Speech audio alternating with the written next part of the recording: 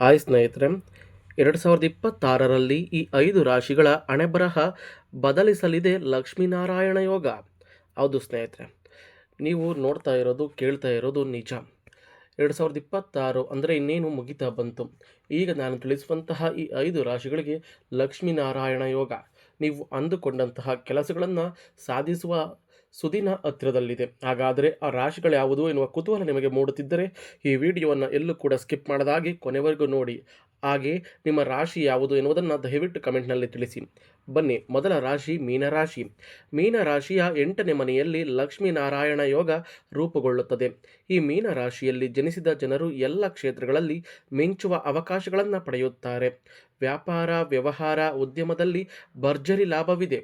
ನೀವು ನಿಮ್ಮ ಕುಟುಂಬದೊಂದಿಗೆ ಉತ್ತಮ ಸಮಯವನ್ನು ಕಳೆಯುವಿರಿ. ಕೆಲಸದ ಸಂದರ್ಭಗಳು ನಿಮಗೆ ತುಂಬ ಅನುಕೂಲಕರವಾಗಿರುತ್ತವೆ. ಆದ್ದರಿಂದ ನೀವು ಕೆಲಸದಲ್ಲಿ ಹೆಚ್ಚಿನ ತೃಪ್ತಿಯನ್ನು ಪಡೆಯಬಹುದು. ಕೆಲಸದಲ್ಲಿ ಉತ್ತಮವಾಗಿ ಕಾರ್ಯನಿರ್ವಹಿಸುವುದರಿಂದ ನಿಮ್ಮ ಮೇಲಧಿಕಾರಿಗಳಿಂದ ನೀವು ಮೆಚ್ಚುಗೆಯನ್ನು ಪಡೆಯುವಿರಿ. ಇದು ಬಡ್ತಿ ಮತ್ತು ಸಂಬಳ ಹೆಚ್ಚಳದ ಸಾಧ್ಯತೆಯನ್ನು ಹೆಚ್ಚಿಸುತ್ತದೆ. ಸ್ನೇಹಿತರೆ, ನೀವೇನಾದರೂ ಮೀನರಾಶಿಯವರಾಗಿದ್ದರೆ ಇಷ್ಟು ದಿನ ನನ್ನ ಜೀವನ ನರಕ ಆಯಿತು, ನನಗೆ ಯಾವ ಕೆಲಸಗಳಲ್ಲೂ ಅನುಕೂಲವಿಲ್ಲ, ಅಥವಾ ನಾನು ಬದುಕುವುದೇ ಬೇಡ ಎಂದುಕೊಂಡಿದ್ದರೆ ಆ ತಪ್ಪು ನಿರ್ಧಾರವನ್ನು ಬಿಟ್ಟು ಬಿಡಿ. ಇನ್ನು ಮುಂದೆ ನಿಮಗೆ ಲಕ್ಷ್ಮೀನಾರಾಯಣ ಯೋಗ ರೂಪುಗೊಳ್ಳುತ್ತಿದೆ. ನೀವು ಮುಟ್ಟಿದ್ದೆಲ್ಲ ಚಿನ್ನ ಆಗುವಂತಹ ಸಮಯ ಹತ್ತಿರದಲ್ಲಿದೆ. ದಯವಿಟ್ಟು ಸಾವಧಾನದಿಂದ ಹೆಜ್ಜೆ ಇಟ್ಟರೆ ನಿಮ್ಮ ವೃತ್ತಿ ಜೀವನ, ವೈವಾಹಿಕ ಜೀವನ ಹಾಗೂ ಮತ್ತು ಪ್ರೀತಿ ವಿಚಾರದಲ್ಲಾಗಬಹುದು, ಉದ್ಯೋಗ ವ್ಯಾಪಾರದಲ್ಲಾಗಬಹುದು, ನೀವು ಸಾಧಿಸುವಂತಹ ಸಾಧನೆ ಅತಿ ಎತ್ತರಕ್ಕೆ ಹೋಗಿ ಮುಟ್ಟುತ್ತದೆ. ದಯವಿಟ್ಟು ನೀವು ಇಟ್ಟುವ ಹೆಜ್ಜೆಯಲ್ಲಿ ಸಾವಧಾನದಿಂದ ಹೆಜ್ಜೆ ಇಟ್ಟರೆ ಖಂಡಿತ ನಿಮ್ಮನ್ನು ಮೀರಿಸುವವರು ಯಾರೂ ಇಲ್ಲ ಸ್ನೇಹಿತರೆ. ಹಾಗೆ ನೀವು ಮೀನರಾಶಿಯವರು ನಿಮ್ಮ ಮನೆಯಲ್ಲಿ ಯಾವ ರಾಶಿಯವರಿದ್ದಾರೆ ಎನ್ನುವುದನ್ನು ದಯವಿಟ್ಟು ಕಮೆಂಟ್ ಮುಖಾಂತರ ತಿಳಿಸಿಕೊಡಿ. ಇನ್ನು ಎರಡನೆಯದಾಗಿ ಕುಂಭರಾಶಿ. ಕುಂಭರಾಶಿಯವರಿಗೆ ಲಕ್ಷ್ಮೀನಾರಾಯಣ ಯೋಗ ಸೆಪ್ಟೆಂಬರ್ ತಿಂಗಳಿನಲ್ಲಿ ಅನಿರೀಕ್ಷಿತ ಲಾಭವನ್ನು ತರುವುದು. ಕೆಲಸದಲ್ಲಿ ಉತ್ತಮ ಫಲಿತಾಂಶಗಳನ್ನು ಪಡೆಯುವಿರಿ. ನಿಮ್ಮ ಕುಟುಂಬದೊಂದಿಗೆ ಸಾಕಷ್ಟು ಸಮಯ ಕಳೆಯಲು ನಿಮಗೆ ಅವಕಾಶ ಸಿಗುತ್ತವೆ. ಕೆಲವರು ಅನಿರೀಕ್ಷಿತ ಆರ್ಥಿಕ ಲಾಭಗಳನ್ನು ಪಡೆಯುವ ಸಮಯ ಇದು. ಕೆಲವರು ಹಣ ಗಳಿಸುವ ಅವಕಾಶಗಳನ್ನು ಕಂಡುಕೊಳ್ಳುವರು. ಲಕ್ಷ್ಮೀ ದೇವಿಯ ಆಶೀರ್ವಾದದಿಂದ ಸಮಾಜದಲ್ಲಿ ನಿಮ್ಮ ಖ್ಯಾತಿ ಅತಿ ಎತ್ತರಕ್ಕೆ ಹೋಗುತ್ತದೆ. ನಿಮ್ಮ ಮಾತಿನಿಂದ ನೀವು ಅನೇಕ ಜನರನ್ನು ಮೆಚ್ಚಿಸುವಿರಿ. ವೈವಾಹಿಕ ಜೀವನದ ಬಗ್ಗೆ ಇದು ತುಂಬ ಸಿಹಿಯಾದ ಸಮಯ. ಕುಟುಂಬ ಜೀವನವು ಸಂತೋಷ ಮತ್ತು ಸಮೃದ್ಧಿಯಾಗಿರುತ್ತದೆ. ಕೆಲವರಿಗೆ ಉತ್ತಮ ಉದ್ಯೋಗಾವಕಾಶಗಳು ಸಿಗುತ್ತವೆ. ಇದರ ಜೊತೆಗೆ ಸಂಬಳ ಹೆಚ್ಚಳ ಅಥವಾ ಬಡ್ತಿ ಸಿಗುವ ಸಾಧ್ಯತೆಗಳು ಹೆಚ್ಚು. ನೀವು ನಿಮ್ಮ ಕುಟುಂಬದೊಂದಿಗೆ ಸಾಕಷ್ಟು ಸಮಯ ಕಳೆಯಲು ಅವಕಾಶ ಸಿಗುತ್ತದೆ. ಸ್ನೇಹಿತರೆ, ನೀವೇನಾದರೂ ಕುಂಭರಾಶಿಯವರಾಗಿದ್ದರೆ ನಿಮ್ಮ ಜೀವನದಲ್ಲೂ ಉದ್ಯೋಗದಲ್ಲಿ, ವ್ಯಾಪಾರ ವ್ಯವಹಾರದಲ್ಲಿ ಹಾಗೂ ಸಂಬಂಧದಲ್ಲಿರುವಂತಹ ಕೆಲವೊಂದು ಅಡೆತಡೆಗಳಿಂದ ಮೇಲೆತ್ತರಕ್ಕೆ ಹೋಗುವಂತಹ ಅವಕಾಶಗಳು ಲಭಿಸಲಿದೆ.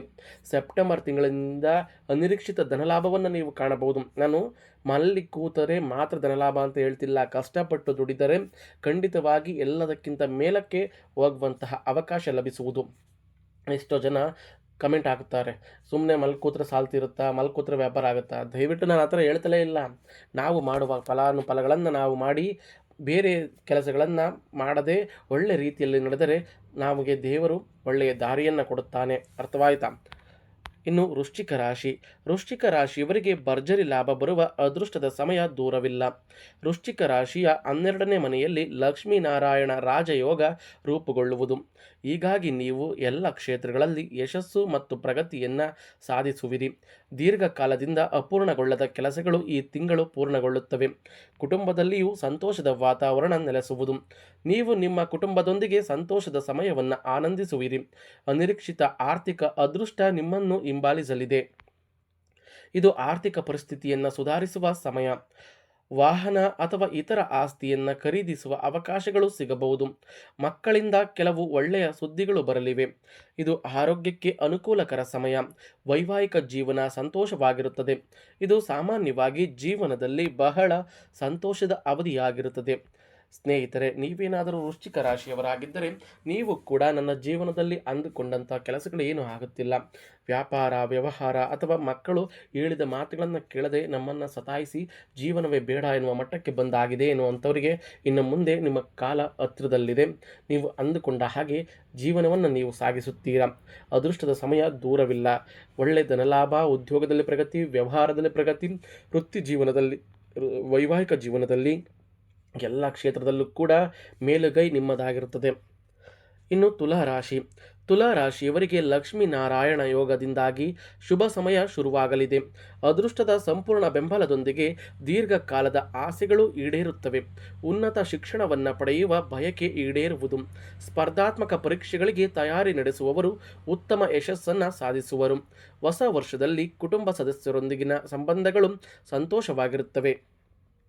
ಕೆಲಸ ಮಾಡುವವರಿಗೆ ಪ್ರಗತಿಗೆ ಹೊಸ ಅವಕಾಶಗಳು ಸಿಗುತ್ತವೆ. ಲಕ್ಷ್ಮೀ ದೇವಿಯ ಕೃಪೆಯಿಂದ ಆರ್ಥಿಕ ಪರಿಸ್ಥಿತಿ ಬಲಗೊಳ್ಳುವುದು. ಮುಖ್ಯವಾಗಿ ದೀರ್ಘಕಾಲದಿಂದ ಬಾಕಿ ಇರುವ ಕೆಲಸ ಯಶಸ್ವಿಯಾಗಿ ಪೂರ್ಣಗೊಳ್ಳುತ್ತವೆ.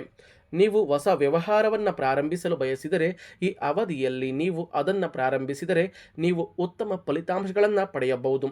ಕೆಲಸ ಮಾಡುವವರು ತಮ್ಮ ಕ್ಷೇತ್ರದಲ್ಲಿ ಯಶಸ್ಸನ್ನು ಕಾಣುವರು. ಸ್ನೇಹಿತರೆ, ತುಲಾ ರಾಶಿಯವರೇನಾದರೂ ನಾವು ಉನ್ನತ ಪರೀಕ್ಷಾ ಸ್ಪರ್ಧೆಯನ್ನು ಮಾಡಬೇಕು ಅಥವಾ ಉನ್ನತ ಕೆಲಸಗಳನ್ನು ಮಾಡಬೇಕೆಂದುಕೊಂಡಿದ್ದರೆ ಈ ಸಮಯದಲ್ಲಿ ನಿಮಗೆ ಉತ್ತಮ ಫಲಿತಾಂಶವನ್ನು ನೀಡುವಂತಹ ಸಮಯ ಹತ್ತಿರದಲ್ಲಿದೆ. ಇನ್ನು ಯಾವುದೇ ಕಾರಣಕ್ಕೂ ಕೆಲಸಕ್ಕೆ ಕೈ ಹಾಕುವಾಗ ಸ್ವಲ್ಪ ಸಾವಧಾನದಿಂದ ಕೈ ಹಾಕಿದರೆ ನಮ್ಮ ಕೆಲಸಗಳು ಅಚ್ಚುಕಟ್ಟಾಗಿ ಸಾಗುತ್ತವೆ. ಯಾವುದೇ ಕೆಲಸವನ್ನು ಮಾಡುವಾಗ ಸಾವಧಾನ ಎನ್ನುವುದು ತುಂಬ ಮುಖ್ಯ ಸ್ನೇಹಿತರೆ. ಹೇಗೆ ಬೇಕಾಗೆ ಕೈ ಹಾಕಿಕೊಂಡರೆ ಕೈ ಸುಟ್ಟುಕೊಳ್ಳಬೇಕಾದೀತು, ಎಚ್ಚರಿಕೆ. ಹಾಗೆ ಸ್ವಲ್ಪ ಸಾಧ್ಯ ಆದರೆ ಲಕ್ಷ್ಮೀನಾರಾಯಣನ ಮಂತ್ರವನ್ನು ಜಪಿಸುವುದರಿಂದ ಅಥವಾ ನಾರಾಯಣನ ದೇವಸ್ಥಾನಕ್ಕೆ ಹೋಗಿ ತುಪ್ಪದ ದೀಪವನ್ನು ಹಚ್ಚುವುದರಿಂದ ಅಥವಾ ಬಂದಂಥ ಭಕ್ತಾದಿಗಳಿಗೆ ಸಿಹಿಯನ್ನು ಹಂಚುವುದರಿಂದ ನಿಮ್ಮ ಜೀವನದಲ್ಲಿ ಇನ್ನು ಏಳಿಗೆಯನ್ನು ನೀವು ಕಾಣಬಹುದು ಸ್ನೇಹಿತರೆ. ಆದಷ್ಟು ದೇವರುಗಳಿಗೆ ಧೂಪಗಳನ್ನು ಮಾಡುವುದರಿಂದ, ದಾನ ಧರ್ಮಗಳಿಂದ ಮಾಡುವುದರಿಂದ ನಮ್ಮ ಜೀವನ ಸುಖಮಯವಾಗಿರುತ್ತದೆ. ಲಕ್ಷ್ಮೀನಾರಾಯಣ ಯೋಗ 2026 ಸೆಪ್ಟೆಂಬರ್ ತಿಂಗಳಿನಲ್ಲಿ ಜ್ಯೋತಿಷ್ಯದಲ್ಲೇ ಅತ್ಯಂತ ಶುಭಯೋಗ ರೂಪುಗೊಳ್ಳುವುದು. ಶುಕ್ರ ಹಾಗೂ ಬುಧನ ಸಂಯೋಗದಿಂದ ಸೃಷ್ಟಿಯಾದ ಈ ಯೋಗ ಈ ರಾಶಿಯವರಿಗೆ ಭರ್ಜರಿ ಆದಾಯವನ್ನು ತಂದುಕೊಡುವುದು. ಈ ರಾಶಿಯವರಿಗೆ ಇದು ಅನುಕೂಲಕರ ಸಮಯ ಎಂದು ಹೇಳಬಹುದು ಸ್ನೇಹಿತರೆ. ಈಗ ನಾನು ತಿಳಿಸಿದಂಥ ಮೀನರಾಶಿ, ಕುಂಭರಾಶಿ ಮತ್ತು ವೃಶ್ಚಿಕ ರಾಶಿ ಮತ್ತು ತುಲಾ ರಾಶಿಯವರಿಗಂತೂ ತುಂಬಾ ಅದೃಷ್ಟವಾದಂತಹ ಸಮಯ ಹತ್ತಿರದಲ್ಲಿದೆ. ನೀವು ಅಂದುಕೊಂಡಂತಹ ಕೆಲಸಗಳನ್ನು ಅಚ್ಚುಕಟ್ಟಾಗಿ ಮಾಡಿ ಮುಗಿಸಬಹುದು. ಜ್ಯೋತಿಷ್ಯದಲ್ಲಿ 9 ಗ್ರಹಗಳು ಒಂದು ನಿರ್ದಿಷ್ಟ ಅವಧಿಯ ನಂತರ ಒಂದು ರಾಶಿಯಿಂದ ಇನ್ನೊಂದು ರಾಶಿಗೆ ಚಲಿಸುತ್ತವೆ. ಕೆಲವು ಗ್ರಹಗಳು ವರ್ಷಗಳ ಕಾಲ ಒಂದೇ ರಾಶಿಯಲ್ಲಿ ಸಂಚಾರ ಮಾಡುತ್ತವೆ. ಕೆಲವು ಗ್ರಹಗಳು ಕೆಲವೇ ವಾರಗಳವರೆಗೆ ಇರುತ್ತವೆ. ಈ ಗ್ರಹಗಳ ರಾಶಿ ಬದಲಾವಣೆಗಳು ಜನರ ಜೀವನದ ಮೇಲೆ ಗಮನಾರ್ಹ ಪ್ರತಿಫಲಗಳನ್ನು ಸೃಷ್ಟಿಸುತ್ತವೆ. ಅಂದ ಹಾಗೆ ಅಸುರರ ಗುರು ಶುಕ್ರ ಮತ್ತು ಗ್ರಹಗಳ ಅಧಿಪತಿ ಬುಧ ಮುಂದಿನ ತಿಂಗಳು ಕೆಲವು ಪ್ರಮುಖ ರಾಶಿ ಬದಲಾವಣೆಗಳನ್ನು ಮಾಡುವುದು. ಇದೇ ಸೆಪ್ಟೆಂಬರ್ 3ಕ್ಕೆ ಶುಕ್ರ ಗ್ರಹ ತುಲಾ ರಾಶಿಗೆ ಸಾಗುವುದು. ಸೆಪ್ಟೆಂಬರ್ 27ರಂದು ಬುಧ ಕೂಡ ತುಲಾ ರಾಶಿಗೆ ಸಾಗಲಿದೆ. ತುಲಾ ರಾಶಿಯಲ್ಲಿ ಬುಧ ಹಾಗೂ ಶುಕ್ರ ಗ್ರಹಗಳ ಸಂಯೋಗದಿಂದ ಲಕ್ಷ್ಮೀನಾರಾಯಣ ಯೋಗ ಸೃಷ್ಟಿಯಾಗುವುದು. ಈ ಯೋಗ ಕೆಲ ರಾಶಿಯವರು ಅಂದರೆ ಈಗ ತಿಳಿಸಿದಂತಹ ಈ 4 ರಾಶಿಯವರ ಬಾಳಲ್ಲಿ ಹೊಸ ಬೆಳಕನ್ನು ಸೃಷ್ಟಿಸಲಿದೆ. ಈ ಯೋಗದಿಂದ ಈ 4 ರಾಶಿಯವರಿಗೆ ಸಂಪತ್ತು, ಸೌಕರ್ಯ ಮತ್ತು ಸೌಲಭ್ಯಗಳು ದ್ವಿಗುಣಗೊಳ್ಳಲಿವೆ. ಸ್ನೇಹಿತರೆ, ನಾನು ಈಗ ತಿಳಿಸಿದಂತಹ ಈ 4 ರಾಶಿಯವರ ಜೀವನ ಸುಖಮಯ ವಾತಾವರಣ ಮತ್ತು ವೃತ್ತಿ ಜೀವನದಲ್ಲಿ ಅಪಾರ ಧನಲಾಭ ಮತ್ತು ವ್ಯಾಪಾರ ವ್ಯವಹಾರದಲ್ಲೂ ಅಷ್ಟೇ ನೀವು ಕೊಳ್ಳುತ್ತಿದ್ದಿದ್ದೇ ಒಂದು, ಇಷ್ಟು ಅವಧಿ ಆಗುತ್ತಿದ್ದಿದ್ದೇ ಒಂದು, ಆದರೆ ಇನ್ನು ಮುಂದೆ ನಿಮ್ಮ ಜೀವನ ಅಚ್ಚುಕಟ್ಟಾದಂತಹ ಸುಖಮಯ ದಾರಿಯಲ್ಲಿ ಸಾಗುತ್ತದೆ. ಆದರೆ ಕೈಕಟ್ಟಿ ಕೂತರೆ ಯಾವುದೇ ಕೆಲಸಗಳಾಗಲಿ ಅಥವಾ ಯಾವುದೇ ಲಾಭವಾಗಲಿ ಬರುವುದಿಲ್ಲ. ದಯವಿಟ್ಟು ನಾವು ಮಾಡುವ ಕೆಲಸಗಳಲ್ಲಿ ದೇವರನ್ನು ಕಾಣಬೇಕು. ಹಾಗೆ ದೇವರಲ್ಲಿ ಪ್ರಾರ್ಥನೆಯನ್ನು ಮಾಡಿಕೊಳ್ಳಿ. ಲಕ್ಷ್ಮೀನಾರಾಯಣ ಸ್ವಾಮಿ, ನಿನ್ನನ್ನು ನಂಬಿ ನಾನೊಂದು ಬಿಸ್ನೆಸ್ ಮಾಡುತ್ತಿದ್ದೀನಿ ಅಥವಾ ವ್ಯವಹಾರವನ್ನು ಮಾಡುತ್ತಿದ್ದೀನಿ ಅಥವಾ ನನ್ನ ಮಕ್ಕಳಿಗೆ ಶಿಕ್ಷಣವನ್ನು ಕೊಡಿಸುತ್ತಿದ್ದೀನಿ ಅಥವಾ ಸ್ಪರ್ಧಾತ್ಮಕ ಪರೀಕ್ಷೆಯನ್ನು ಎದುರಿಸುವಂಥ ಧೈರ್ಯ ಕೊಡು ತಂದೆ, ಅಥವಾ ನನ್ನ ಮನೆಯಲ್ಲಿ ಧನ ಧಾನ್ಯ ತುಂಬಿ ತುಳುಕಲಿ ಸ್ವಾಮಿ ಎನ್ನುವ ಪ್ರಾರ್ಥನೆಯನ್ನು ಮಾಡಿಕೊಳ್ಳಿ. ನಾನು ಮೊದಲೇ ಹೇಳಿದಂತೆ ಲಕ್ಷ್ಮೀನಾರಾಯಣನ ಮಂತ್ರವನ್ನು ಜಪಿಸುವುದರಿಂದ, ಲಕ್ಷ್ಮೀನಾರಾಯಣನ ದೇವಸ್ಥಾನಕ್ಕೆ ತುಪ್ಪದ ದೀಪವನ್ನು ಹಚ್ಚುವುದರಿಂದ ಅಥವಾ ದೇವಸ್ಥಾನಕ್ಕೆ ತೆರಳಿ ಪ್ರಸಾದವನ್ನು ಮಾಡಿ ಬಂದಂತಹ ಭಕ್ತಾದಿಗಳಿಗೆ ಸ್ವಲ್ಪ ಪ್ರಸಾದವನ್ನು ಹಂಚುವುದರಿಂದ ಲಕ್ಷ್ಮೀನಾರಾಯಣನ ಕೃಪೆ ನಿಮ್ಮ ಮೇಲಿರುತ್ತದೆ. ದಯವಿಟ್ಟು ಯಾರು ಕೂಡ ಮಿಸ್ ಮಾಡದ ಹಾಗೆ ಈ ಸಮಯದಲ್ಲಿ ಈ ಕೆಲಸಗಳನ್ನು ಮಾಡಿದರೆ ಈ 4 ರಾಶಿಯವರನ್ನು ಹಿಡಿಯುವವರು ಯಾರೂ ಇಲ್ಲ. ನೀವೇ ಕೋಟ್ಯಾಧಿಪತಿ, ಮುಟ್ಟಿದ್ದೆಲ್ಲ ಬಂಗಾರ ಚಿನ್ನ ಅಂತ ಹೇಳ್ಬೋದು ಸ್ನೇಹಿತರೆ. ನೀವೇನಾದರೂ ನಮ್ಮ ಚಾನಲ್ಗೆ ಮೊದಲ ಬಾರಿಗೆ ಬಂದಿದ್ದರೆ ನಮ್ಮ ಚಾನಲ್ನ ಸಬ್ಸ್ಕ್ರೈಬ್ ಮಾಡಿ. ಹಾಗೆ ಜೈ ಲಕ್ಷ್ಮೀನಾರಾಯಣ ಸ್ವಾಮಿ ಅಂತ ಕಮೆಂಟ್ ಮಾಡಿ. ಹಾಗೆ ಬೇರೆ ವಿಡಿಯೋಗಳನ್ನು ಇನ್ನೂ ಕೂಡ ನೀವು ನೋಡಿಲ್ಲ ಅಂದರೆ ಈಗಾಗಲೇ ಬೇರೆ ವಿಡಿಯೋಗಳನ್ನು ಅಪ್ಲೋಡ್ ಮಾಡಿದ್ದೀನಿ, ಅವನ್ನು ಕೂಡ ನೋಡಿ ಬೆಂಬಲ ಕೊಡಿ.